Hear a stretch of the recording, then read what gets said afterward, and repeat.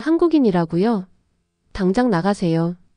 최근 태국의 거리에서 이런 소리를 듣는 한국인들이 늘어나고 있다고 합니다. 태국인들에 반한 감정이 점점 고조되면서 일부 상점들은 노 코리안 팻말까지 걸어두는 상황이 벌어졌죠.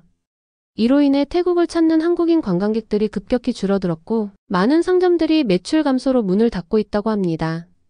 경제 전문가들은 이 사태가 태국 경제에 심각한 위기를 초래할 수 있다고 경고하고 있고 결국 태국 정부까지 나서는 상황이 됐다고 하는데요. 과연 어떤 이유로 이런 일이 벌어졌고 어떻게 해결되어 가고 있는지 실리콘밸리 출신 경영인의 놀라운 경험담을 통해 들어보도록 하겠습니다. 구독과 좋아요, 알림 설정 부탁드립니다. 안녕하세요. 제 이름은 사라 윌슨이에요. 지금은 구글의 고객경험 총괄 이사로 일하고 있죠. 실리콘밸리에서 12년째 일하고 있어요. 제가 지금부터 들려드릴 이야기는 제 인생을 완전히 바꿔놓은 특별한 경험에 대한 거예요. 모든 건 3개월 전 한국 출장에서 시작됐어요. 구글의 아시아 지역 고객 경험 향상 프로젝트를 위해 한국을 방문했을 때였죠. 솔직히 말씀드리면 처음에는 그저 평범한 출장이 될 거라고 생각했어요. 하지만 인천국제공항에 도착하는 순간 제 생각이 얼마나 짧았는지 깨닫게 됐죠. 인천공항에 발을 들이는 순간 마치 10년 후의 미래로 워프한 것 같은 느낌이 들었어요. 모든 게 완벽하게 디지털화되어 있었고 그야말로 테크놀로지의 향연이었죠. 실시간 얼굴 인식으로 작동하는 자동 체크인 키오스크, AI 기반의 동선 최적화 시스템, 로봇 안내원까지. 실리콘밸리에서 12년간 일하면서도 이런 수준의 디지털 통합은 본 적이 없었어요. 특히 인상 깊었던 건 대한항공의 통합 디지털 시스템이었어요.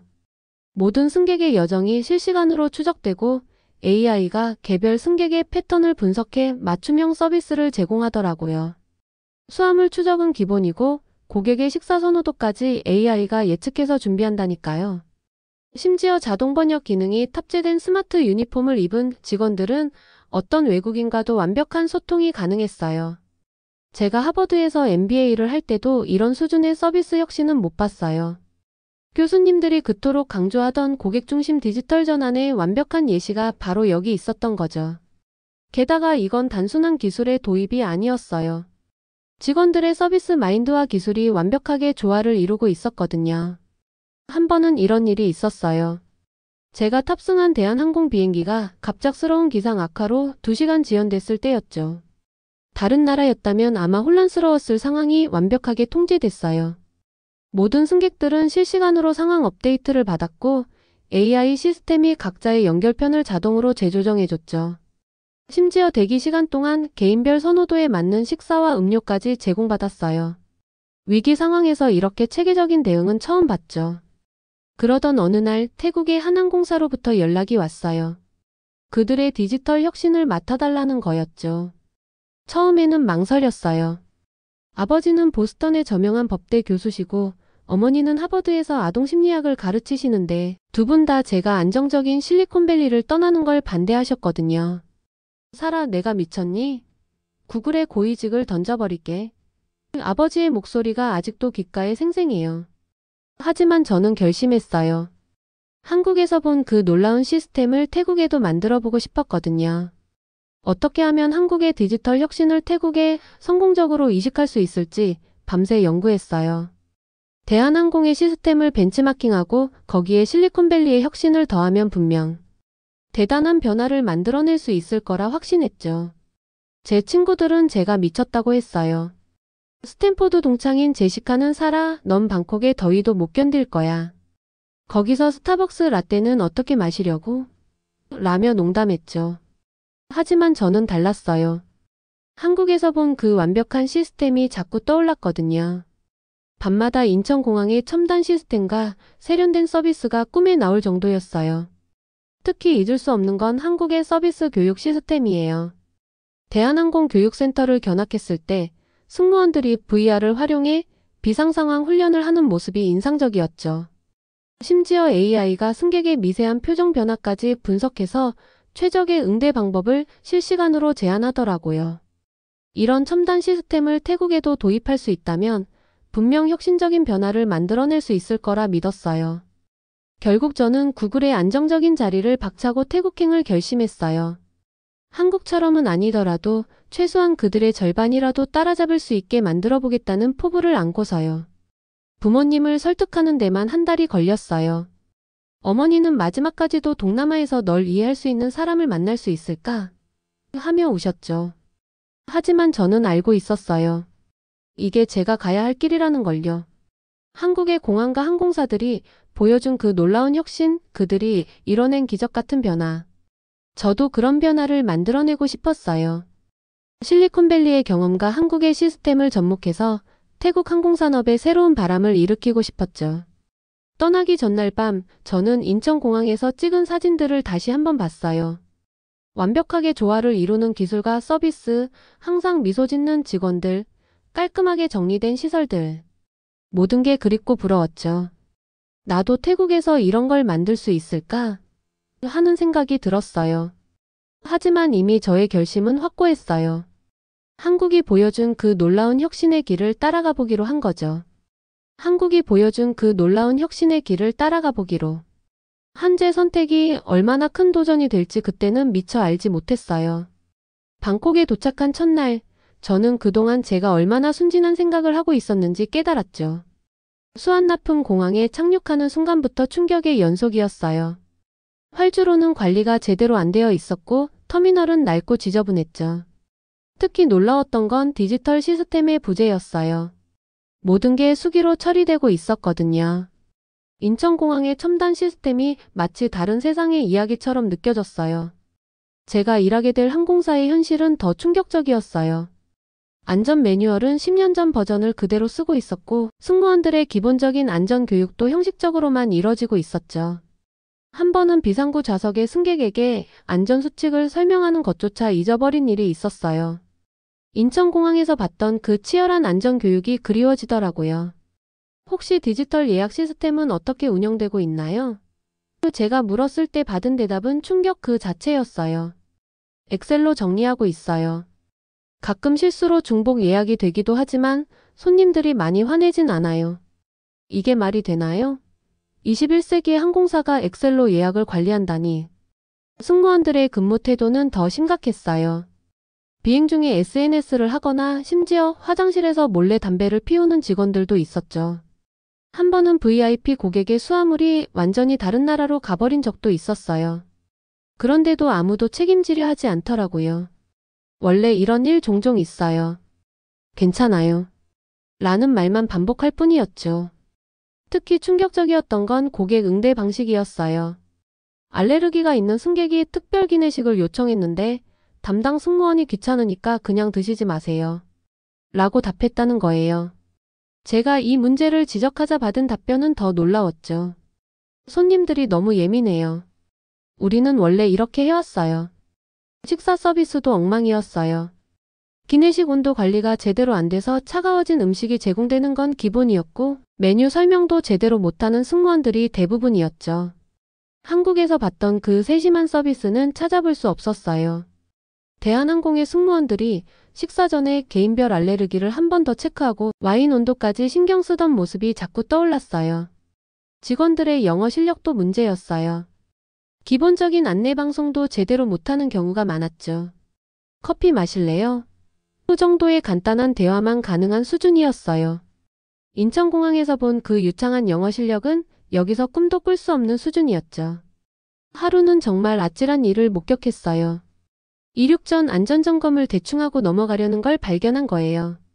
제가 항의하자 받은 대답은 비행기가 떨어질 일은 없어요. 20년 동안 한 번도 사고 난 적 없는걸요? 였어요. 그 순간 저는 정말 아찔했죠.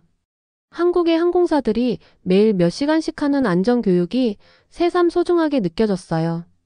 디지털 시스템 도입을 제안하자 돌아온 반응도 실망스러웠어요. 그런 거 없어도 지금까지 잘 해왔어요. 비용만 많이 들 뿐이에요. 심지어 어떤 관리자는 여기는 실리콘밸리가 아니에요. 그렇게까지 완벽할 필요 없어요. 라고 말하더라고요. 매일 밤 호텔로 돌아와서는 인천공항에서 찍은 사진들을 보며 한숨만 쉬었어요. 제가 본 그 혁신적인 시스템들, 완벽한 서비스. 그걸 여기서 구현하는 건 정말 불가능한 일일까요? 실리콘밸리에서 늘 자부심을 가지고 일했던 제가 이렇게 무기력해지다니. 더 큰 문제는 이제 시작이었어요.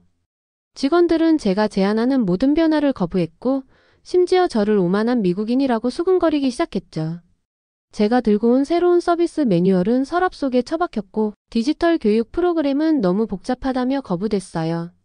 매일 아침 사무실로 향하는 발걸음이 무거워졌어요. 창밖으로 보이는 방콕의 스모그 낀 하늘처럼 제 마음도 점점 흐려져 갔죠. 과연 내가 여기서 뭘 할 수 있을까? 하버드 MBA 출신의 구글 임원 출신이라는 게 무슨 의미가 있을까? 그때마다 전 인천공항에서의 그 눈부신 경험을 떠올리며 힘을 내려 했어요. 그러던 어느 날 저는 마지막이라고 생각한 도전을 시작했어요. 한국의 디지털 서비스 시스템을 태국에 도입하기로 한 거죠. 이미 실패를 경험했지만 마지막이란 생각으로 모든 걸 걸어보기로 했어요. 우선 대한항공의 디지털 통합 플랫폼을 벤치마킹한 새로운 시스템을 제안했어요. 모바일 체크인부터 실시간 수화물 추적, AI 기반 고객 서비스까지. 제가 인천공항에서 보고 감동받았던 모든 것들을 담아냈죠. 특히 한국의 스마트 서비스 개념을 도입하려 했어요. 승객의 모든 여정을 디지털로 관리하고 개인화된 서비스를 제공하는 거죠. 처음에는 작은 변화부터 시작했어요. 간단한 모바일 앱을 만들어서 체크인 과정을 디지털화했죠. 직원들을 위한 태블릿도 도입했어요. 한국에서 본 것처럼 실시간으로 승객 정보를 확인하고 서비스할 수 있게요. 정말 기본적인 것들이었지만 이것조차 엄청난 저항에 부딪혔어요. 이런 거 배우려면 시간이 너무 오래 걸려요. 손으로 하는 게 더 편해요. 우리는 원래 이렇게 해왔어요. 매일 같은 말들이 반복됐죠. 어떤 직원은 일부러 태블릿을 떨어뜨려 고장 내기도 했어요. 제가 한국의 성공 사례를 보여주면 우리는 태국이에요. 한국이 아니라고요. 라는 대답만 돌아왔죠. 승무원 교육 프로그램도 새로 만들었어요. 대한항공의 서비스 매뉴얼을 참고해서 체계적인 교육 시스템을 구축했죠. VR을 활용한 비상상황 훈련, AI 기반의 고객 응대 시뮬레이션. 정말 열심히 준비했어요. 하지만 첫 교육날 교실은 텅 비어 있었어요. 노조에서 교육 보이콧을 선언한 거죠. 상황은 점점 더 악화됐어요. 제가 도입한 디지털 시스템을 사용하는 직원들은 한국 빠돌이라고 놀림을 받았어요. 젊은 직원들 중에는 관심을 보이는 사람들도 있었지만 선배들의 압박에 못 이겨 포기하고 말았죠. 심지어 일부 관리자들은 미국인이 한국을 너무 좋아하는 게 이상하다며 저를 의심하기 시작했어요. 특히 충격적이었던 건 고객 피드백 시스템을 도입하려 했을 때였어요. 한국처럼 실시간으로 고객 의견을 수집하고 대응하는 시스템을 만들려고 했죠. 하지만 직원들은 격렬하게 반발했어요. 손님들 말을 들어주면 끝도 없어요. 그냥 무시하면 되는데. 이런 태도를 보면서 정말 좌절감을 느꼈어요. 디지털 변화에 대한 반발은 곧 문화적 갈등으로 번졌어요. 보수 언론에서는 저를 태국의 전통을 무시하는 서구인이라고 비난하기 시작했죠. 미국인이 한국을 내세워 우리 문화를 말살하려 한다는 극단적인 기사도 나왔어요. 제 이메일은 항의 메일로 폭주했고 사무실 책상에는 협박성 쪽지가 놓이기도 했어요. 그래도 몇몇 변화의 조짐은 있었어요. 젊은 승무원들 중에는 한국의 세련된 서비스에 감명을 받고 몰래 공부하는 이들도 있었죠. 한 번은 신입 승무원이 울면서 찾아왔어요. 저도 대한항공 승무원처럼 전문적인 서비스를 하고 싶어요. 하지만 다들 반대하니까. 그 모습을 보며 제 마음도 아팠어요. 어느 날은 방콕의 한 호텔에서 대한항공 승무원들을 우연히 만났어요. 그들은 쉬는 시간에도 서비스 품질 향상을 위한 스터디를 하고 있었죠. 영어 회화를 연습하고 비상상황 매뉴얼을 암기하고. 그걸 보면서 다시 한번 마음이 무거워졌어요. 우리는 아직도 그들과 너무 큰 차이가 있었으니까요. 하지만 가장 힘들었던 건 매일 밤 부모님과의 전화였어요. 사라, 이제 그만 돌아오렴. 구글에서 널 다시 받아준대. 어머니의 걱정 어린 목소리를 들을 때마다 마음이 아팠죠. 하지만 전 포기할 수 없었어요. 한국에서 봤던 그 완벽한 시스템, 그 놀라운 서비스. 그걸 이루고 싶었거든요. 매일 밤 저는 인천공항에서의 경험을 일기처럼 적어내려 갔어요. 그들의 체계적인 시스템, 프로페셔널한 서비스 정신, 끊임없는 혁신에 대한 열정. 이런 것들을 태국에서도 볼 수 있을까요? 제 도전은 계속됐지만 앞으로 더 큰 시련이 기다리고 있다는 건 그때는 미처 알지 못했어요. 제 도전이 계속되던 어느 날 태국 전역을 뒤흔든 사건이 발생했어요. 방콕의 한 대형 쇼핑몰에서 한국인 관광객들을 집단으로 퇴장시키는 사건이 일어난 거죠. 처음에는 작은 해프닝 정도로 생각했어요. 하지만 이 사건이 SNS를 통해 퍼지면서 상황은 걷잡을 수 없이 커져갔어요. 그날 저는 평소처럼 사무실에서 디지털 전환 계획을 검토하고 있었어요. 그런데 갑자기 비상회의가 소집됐죠. 회의실에 들어서자마자 심각한 분위기를 느낄 수 있었어요. 우리 항공사의 한국 노선 예약률이 하루 만에 40% 급감했다는 거예요. 처음에는 일시적인 현상이라고 생각했죠. 하지만 이건 시작에 불과했어요. 다음 날 더 충격적인 소식이 들려왔어요. 한국의 주요 여행사들이 태국 여행 상품 판매를 전면 중단한다고 발표한 거예요. 우리 항공사의 주력 노선이 한국이었는데 이건 정말 치명적인 타격이었죠. 회사 전체가 패닉 상태에 빠졌어요. 심지어 일부 간부들은 저를 회사의 흉운이라고 비난하기 시작했죠. 미국인이 와서 한국식으로 바꾸려다가 이런 일이 벌어졌다는 말까지 나왔어요. 그런데 태국 현지 언론의 보도는 더 충격적이었어요. 까다로운 한국 관광객들이 줄어들어서 오히려 잘됐다는 식의 기사들이 쏟아져 나왔죠. 제가 그동안 도입하려 했던 한국식 서비스 시스템에 대한 비난도 이어졌어요. 우리의 전통적인 서비스 방식을 무시하고 한국식만 고집한 결과라는 거죠. 상황은 걷잡을 수 없이 악화됐어요. 우리 항공사의 매출은 2달 만에 무려 75%나 감소했어요. 다른 태국 항공사들도 비슷한 상황이었죠. 한국 노선을 운항하는 비행기들이 텅 비어 있는 걸 보면서 가슴이 아팠어요. 특히 힘들었던 건 열심히 한국어를 배우고 한국식 서비스를 연습하던 젊은 승무원들의 실망한 표정을 보는 거였죠. 일부 항공사들은 극단적인 결정을 내리기 시작했어요. 한국인 직원들을 무차별적으로 해고하고 한국 노선을 전면 중단하는 곳들이 늘어났죠. 심지어 어떤 항공사는 한국인 승객들에게 의도적으로 불편을 주라는 지시를 내렸다는 소문까지 돌았어요. 이런 상황을 보면서 저는 정말 깊은 좌절감을 느꼈어요. 하루는 정말 끔찍한 일을 목격했어요. 우리 항공사의 한 승무원이 한국인 승객의 알레르기 정보를 일부러 무시한 거예요. 다행히 큰 사고로 이어지진 않았지만 이런 위험한 행동이 SNS에서 영웅담처럼 퍼져나가는 걸 보면서 정말 충격을 받았어요. 이게 제가 그토록 동경했던 항공 서비스의 현실이 되어버렸다는 게 너무 슬펐죠. 매일 아침 업무 보고를 받는 시간이 공포스러웠어요. 예약 취소율은 계속해서 치솟았고 남아있는 한국 노선마저 운항 중단 위기에 처했죠. 저희 항공사의 주요 수입원이 한국 노선이었는데 이대로 가다가는 회사가 무너질 것 같았어요. 직원들의 사기도 바닥을 쳤죠. 열심히 변화를 준비하던 직원들은 상실감에 빠졌고 일부는 사직서를 제출하기도 했어요. 특히 마음 아팠던 건 한국어를 열심히 공부하고 한국식 서비스를 배우려 했던 신입 승무원들의 모습이었어요. 그들의 꿈과 열정이 이렇게 무너지는 걸 보는 게 정말 힘들었죠. 어떤 승무원은 울면서 저를 찾아왔어요. 윌슨 이사님, 저는 정말 대한항공처럼 되고 싶었어요. 근데 이제 다 끝난 걸까요? 반면 한국 항공사들의 대응은 완전히 달랐어요. 그들은 끝까지 프로페셔널한 태도를 잃지 않았죠. 오히려 태국 현지 직원들을 위한 문화교류 프로그램을 계속 제안했고 항공 동맹을 통한 협력 관계도 이어가려 노력했어요. 감정적으로 대응하는 대신 차분히 대화를 이어가려 했죠. 이런 상황에서 저는 매일 밤 고민했어요. 때로는 포기하고 싶었죠. 실리콘밸리로 돌아가면 여전히 저를 반겨줄 자리가 있다는 걸 알고 있었으니까요. 하지만 그때마다 인천공항에서의 경험이 떠올랐어요. 그들이 보여준 프로페셔널함, 끊임없는 혁신에 대한 열정. 그걸 포기할 수는 없었어요. 매일 밤 방콕의 스모그 낀 하늘을 바라보며 생각했어요. 과연 이 위기를 극복할 수 있을까? 극복한다면 그 이후에는 어떤 변화가 찾아올까? 어떤 날은 완전히 절망에 빠지기도 했지만 또 어떤 날은 이런 위기야말로 진정한 변화의 기회가 될 수 있다는 희망이 생기기도 했어요.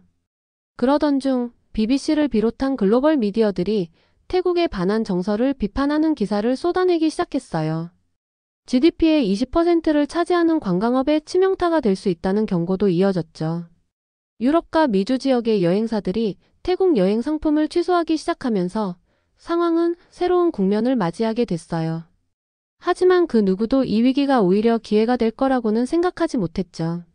위기가 극에 달했을 때 뜻밖의 변화가 찾아왔어요. 태국 정부가 먼저 손을 내민 거예요. 관광청에서 연락이 왔는데 제가 그동안 추진하려 했던 디지털 혁신 프로젝트를 국가 차원에서 지원하겠다는 거였죠. 태국의 관광산업이 무너지는 걸 더 이상 두고 볼 수 없다는 판단이었어요. 저는 이 기회를 놓치지 않았어요. 스위스 본사와 긴급 화상회의를 열어 뉴타이 디지털 호스피탈리티 프로젝트를 제안했죠.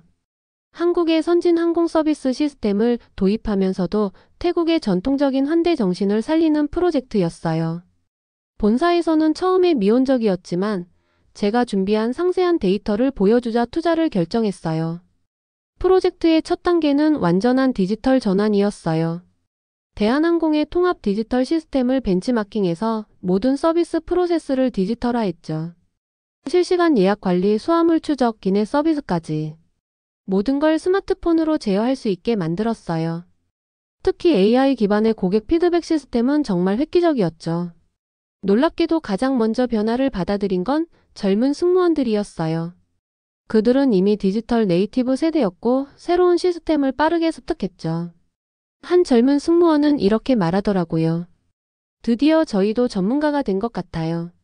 이제는 대한항공 승무원들 앞에서도 당당할 수 있을 것 같아요. 교육 시스템도 완전히 바꿨어요. VR과 AR을 활용한 실전 훈련 프로그램을 도입했죠. 승무원들은 가상현실 속에서 다양한 비상 상황을 체험하고 증강현실로 기내 서비스를 연습했어요. 처음에는 어려워했지만 점점 재미를 붙이기 시작했죠. 특히 게이미피케이션 요소를 도입한 교육 프로그램은 큰 호응을 얻었어요. 한국의 서비스 전문가들도 초청했어요. 그들은 태국의 전통적인 서비스 정신을 존중하면서도 어떻게 하면 더 체계적이고 전문적으로 발전시킬 수 있는지 조언해줬죠. 특히 대한항공 출신의 서비스 강사가 알려준 고객 심리 분석 기법은 정말 혁신적이었어요. 변화는 생각보다 빨리 찾아왔어요. 새로운 시스템으로 교육받은 승무원들의 서비스 품질이 눈에 띄게 향상됐고 고객 만족도도 크게 올랐죠. 특히 디지털 시스템 도입 후 서비스 불만 신고가 60% 감소했다는 건 정말 놀라운 성과였어요. 가장 큰 변화는 직원들의 마인드였어요. 더 이상 우리는 원래 이렇게 해왔어요 라는 말이 나오지 않았죠. 대신 어떻게 하면 더 좋은 서비스를 제공할 수 있을까요? 라는 질문이 늘어났어요. 심지어 일부 직원들은 자발적으로 한국어 스터디 그룹을 만들었다니까요. 그리고 마침내 우리의 노력이 결실을 맺기 시작했어요. 한국 관광객들이 조금씩 돌아오기 시작했고 그들의 SNS에는 긍정적인 후기가 늘어났죠. 태국 항공사가 이렇게 달라질 수 있다니. 이제는 한국 항공사 못지않네요 같은 댓글들이 쏟아졌어요. 1년이 지난 지금 우리 항공사의 한국 노선은 90% 이상의 탑승률을 기록하고 있어요. 더 놀라운 건 다른 국제 노선의 평가도 크게 높아졌다는 거예요. 글로벌 항공사 서비스 평가에서 처음으로 10위권에 진입했죠. 이제는 다른 동남아 국가들에서도 우리의 시스템을 벤치마킹하러 옵니다. 제가 가장 자랑스러운 건 우리만의 독특한 서비스 모델을 만들어냈다는 거예요. 한국의 전문성과 태국의 친절함이 완벽하게 조화를 이룬 거죠. 이제 우리 승무원들은 태국 전통 의상을 입고도 최첨단 태블릿으로 서비스를 제공해요. 현대적인 효율성과 전통적인 미소가 공존하는 모습이 정말 아름답죠. 최근에는 중동의 대형 항공사들도 우리의 성공 사례에 관심을 보이기 시작했어요. 지난주에는 두바이에서 초청 강연을 했는데 청중들의 반응이 정말 뜨거웠죠. 태국이 이렇게 혁신적일 수 있다니 라는 말을 들을 때마다 가슴이 뭉클해요. 물론 여전히 해결해야 할 과제들이 많아요. 아직도 일부 직원들은 변화를 두려워하고 새로운 시스템에 적응하는 데 어려움을 겪고 있죠. 하지만 이제는 두렵지 않아요. 우리는 이미 불가능해 보였던 변화를 이뤄냈으니까요. 매일 아침 방콕의 햇살을 맞으며 출근할 때면 2년 전 인천공항에서 보았던 그 눈부신 혁신이 떠올라요. 그때는 그저 부러움으로 바라보기만 했는데 이제는 우리도 그런 혁신을 만들어가고 있다는 게 믿기지 않아요.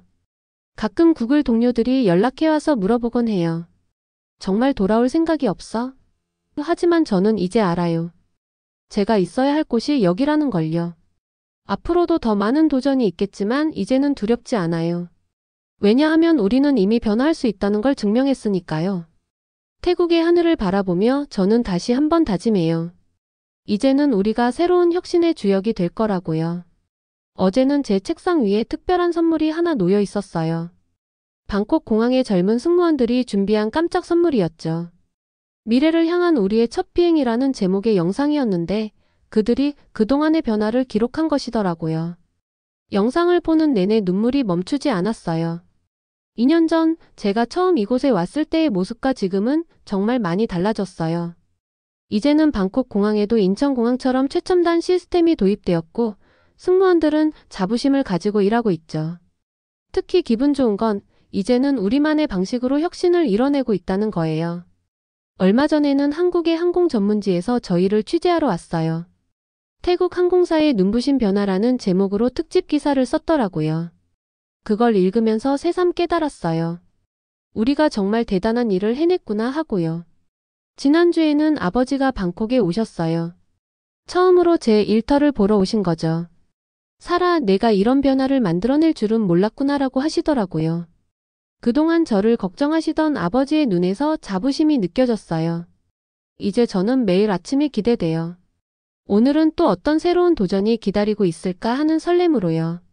한국에서 배운 혁신 정신, 실리콘밸리에서 익힌 기술, 그리고 태국의 전통이 만나 만들어낸 이 특별한 변화. 이게 바로 제가 꿈꾸던 진정한 혁신이었나 봐요. 며칠 전 인천공항에서 찍었던 그 사진들을 다시 봤어요. 이제는 부러움이 아닌 감사함으로 바라보게 되더라고요. 그들이 보여준 혁신의 길이 있었기에 우리도 이만큼 성장할 수 있었으니까요.